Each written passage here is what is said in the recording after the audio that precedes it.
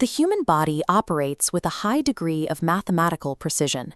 Every cell runs on a strict genetic budget, where a single missing gene or an extra fragment of DNA can disrupt the entire biological system. This zero-tolerance policy is especially rigid regarding the X chromosome. While female biology naturally inherits 2 of these chromosomes, the cell only uses the instructions from one active copy at a time to remain stable. To manage this, the body uses a mechanism called X inactivation.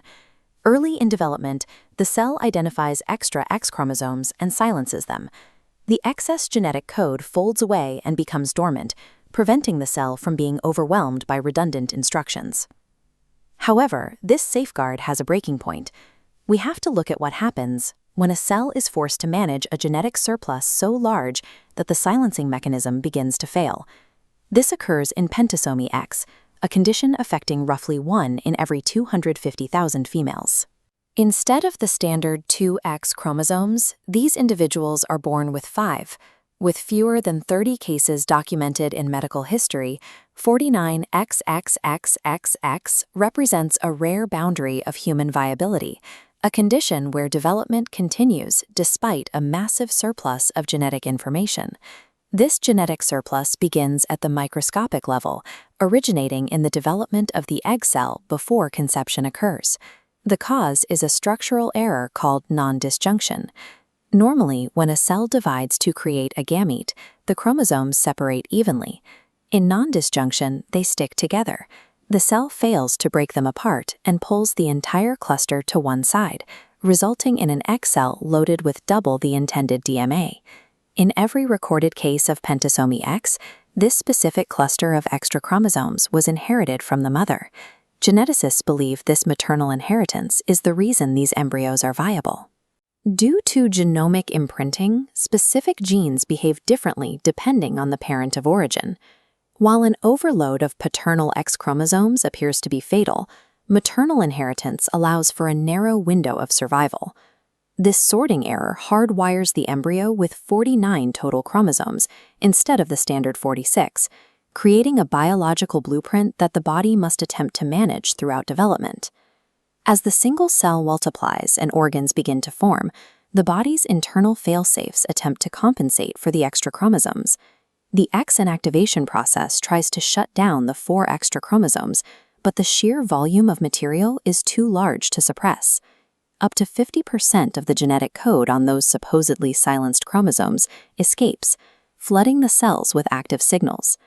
This cellular interference has a direct impact on brain development. Most diagnosed cases show moderate intellectual disability, with an average IQ metric of 50. This disruption also creates a unique physical profile. While other sex chromosome aneuploidies typically result in tall stature, girls with Pentasomy X average 1 standard deviation below the norm in height. The systemic strain is most visible in the cardiovascular system. 56.5% of patients are born with a congenital heart defect. This is often accompanied by severe muscle weakness and distinct facial features, such as low-set ears and widely spaced eyes. These symptoms, short stature, cognitive delays, and heart defects, frequently mirror more common conditions. Because of this overlap, doctors often misdiagnose these patients with Down syndrome or Turner syndrome. The true nature of the condition remains hidden until a full karyotype is mapped, revealing the mathematical anomaly of 49 chromosomes behind the screen of more common physical symptoms. Medical literature historically treats extreme genetic anomalies as cases with a fixed, inevitable outcome. Pentasomy X was first diagnosed in 1963 in a 2-year-old girl with severe disabilities. Because that initial case was so extreme, it defined the medical prognosis for decades. Early texts categorized the condition as a catastrophic developmental failure with little hope for functional improvement. However, modern patient tracking and advocacy groups have begun to document a different range of outcomes. Some women with Pentasomy X are attending mainstream schools, managing their personal affairs, and maintaining part-time employment. This shift is often tied to the level of external support. When caregivers act as advocates for early intervention and lifelong therapy, these individuals frequently reach higher social and personal levels than the early medical literature predicted. Pentasomy X shows that biological destiny isn't determined by a karyotype alone. It demonstrates that the human body can adapt to significant genetic errors, continuing to function even when pushed far beyond the standard parameters of development.